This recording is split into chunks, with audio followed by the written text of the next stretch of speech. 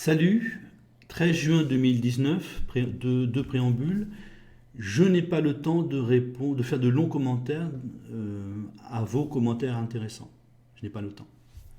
Mais faites des commentaires intéressants, même si je n'y réponds pas, ils sont intéressants quand même. Deuxième point, YouTube a énormément aggravé ses critères de censure. Je vais en tenir compte. Donc vous allez sentir que je ne vais plus parler aussi brutalement, je ne vais changer les mots, édulcorer, dire le contraire de ce que je pense, faire des périphrases. Bref, on va s'amuser un petit peu, ça va être un peu pénible, encore plus pénible. Pardon. Mais les critères de censure se sont encore aggravés.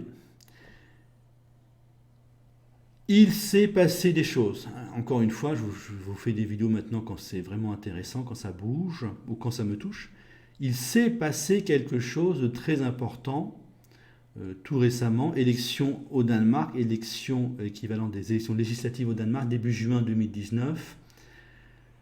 On peut dire que le Parti socialiste danois a gagné, mais sur un discours anti-immigration. L'extrême droite, ce que nous appelons l'extrême droite danoise, s'est effondrée, et le PS a gagné, mais parce que le PS danois a un discours anti-immigration compatible avec ce que ressentent les ouvriers et les employés du Danemark. Et vous avez même un parti de remigration, deux partis de remigration qui font 4,3% des suffrages exprimés à eux deux. Donc le Danemark a basculé. C'est un pays de type social-démocrate. Je suppose que ils ont accueilli avec enthousiasme, ils ont commencé par accueillir avec enthousiasme les enrichisseurs culturels, puis ont refusé de voir les problèmes que cela posait, et maintenant vous avez une bascule totale, majoritaire, des Danois.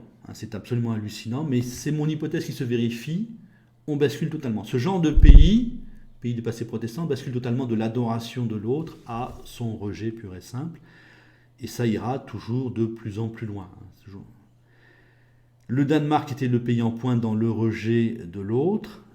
La Suède et le Royaume-Uni vont suivre dans peu de temps, très normalement, et vous verrez toujours de plus en plus de rejets, des gens qui dérangent. Le critère, c'est, vous allez dans un pays qui fait peur. Est-ce que c'est la religion, est-ce que c'est le critère de couleur de peau?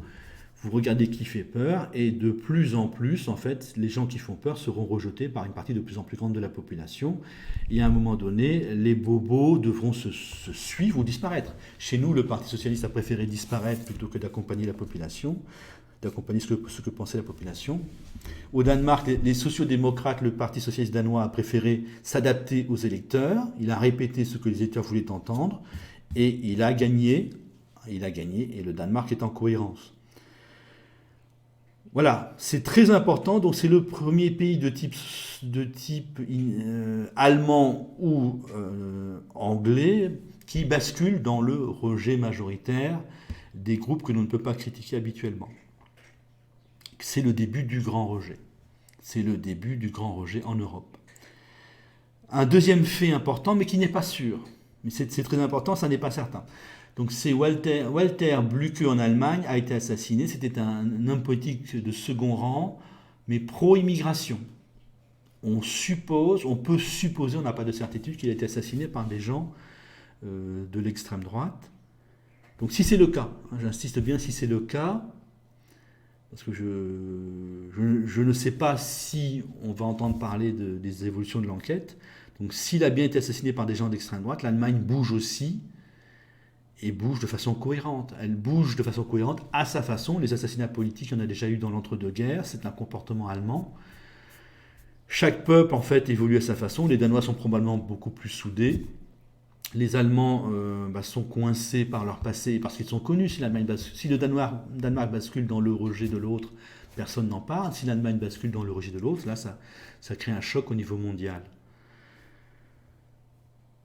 Mais, donc si c'est bien un assassinat politique, c'est très impressionnant, c'est très grave, c'est un basculement de l'Allemagne. Ça vous montre bien qu'il n'y a pas d'acceptation de cet autre-là qui fait peur, et que les peuples ne s'y habitueront pas. Les Danois viennent de basculer, les Danois ne se sont pas habitués à l'autre. Vous pouvez supposer que c'est pareil partout. Vous regardez, donc on regarde qui les peuples rejettent. Est-ce que c'est la religion, est-ce que c'est la couleur de peau? Et vous en déduisez que dans un certain temps, ce rejet sera majoritaire. Ça va dépendre du nombre de gens différents, s'ils sont assez nombreux pour faire peur à la majorité de la population, eh bien, dans un certain temps, le rejet sera majoritaire. Voilà, le Danemark nous dit bien, confirme les hypothèses, et non seulement il n'y aura pas de soumission, mais vous allez vraiment vers un rejet pur et simple assez rapidement, un rejet de plus en plus rapide. Alors je vous conseille de temps en temps regarder mes vidéos passées là, sur ces thèmes-là. Donc ça bascule, le Danemark bascule, et si le Danemark bascule, nous allons tous suivre plus ou moins rapidement et d'une façon qui correspond à ce que nous sommes. Salut.